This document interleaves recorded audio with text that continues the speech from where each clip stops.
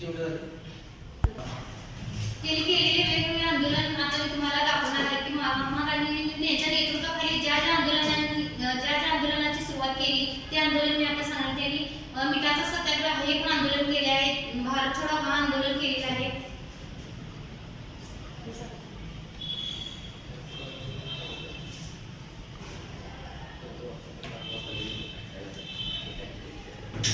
तर बघा 8 ऑगस्ट 1943 ला भारत छोडो आंदोलन सुरुवात झाली. तिलाच ऑगस्ट क्रांती असे म्हणतात.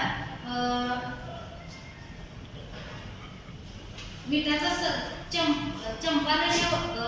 चंपारण व खेडा यामध्ये यांनी या सत्याग्रहाला सुरुवात केलेली आहे.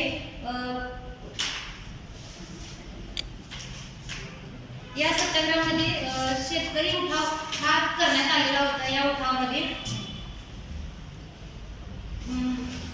जालियनवाला हत्याकांड हे पण त्यावेळेला झालेले या आंदोलनामध्ये दिसून येते.